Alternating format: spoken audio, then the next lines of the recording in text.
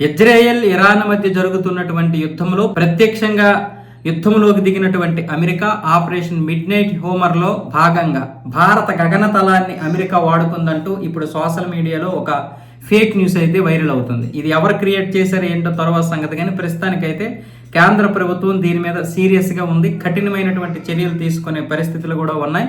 ఈ యొక్క న్యూస్ని ఎవరు నమ్మొద్దు, దీని గురించి ఎవరు కూడా భయపడొద్దు, ఎవరు కూడా దీని గురించి నమ్మొద్దు అంటూ కేంద్ర ప్రభుత్వమే ఇప్పుడు స్పష్టమైనటువంటి హెచ్చరికలు జారీ చేసింది. నిజానికి ఆపరేషన్ మిడ్ నైట్ హోమర్ లో భారత గగనతలాన్ని వాడుకోలేదు. ఆ విషయం మేము స్పష్టంగా చెప్పగలం. అంతేకాకుండా దాడులు చేసేందుకు అమెరికా విమానాలు పయనించిన మార్గాలను ఆ దేశ joint chiefs of staff chairman general Dan Caine media సమావేశంలో కూడా వివరించారు. భారత గగనతలాన్ని ఉపయోగించలేదని. అయినా మనకు తెలియకుండా వాళ్ళు ఎలా ఉపయోగిస్తారు భారత గగనతలాన్ని?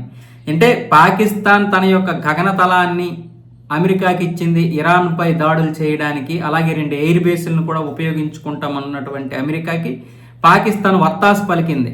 మ్యాక్సిమం వాడుకోకుండా చూడండి, లేదంటే మాకు అంతర్జాతీయంగా చాలా ప్రమాదం వచ్చే పరిస్థితులు ఉన్నాయని పాకిస్తాన్ అడుక్కుంటున్నటువంటి సమయంలో తర్వాత చూద్దాంలే, అవసరమైతే మాత్రం వాడుకుంటామంటూ అధ్యక్షుడు ట్రంప్ అయితే చెప్పడం జరిగింది. ఇలాంటి పరిస్థితుల్లో భారతదేశాన్ని కూడా ఇలా ఇరుకును పెట్టేద్దామంటూ కొంతమంది దేశద్రోహులు కావచ్చు, కొంతమంది బయట వాళ్ళు కావచ్చు ఈ న్యూస్ని అయితే బాగా వైరల్ చేస్తున్నారు.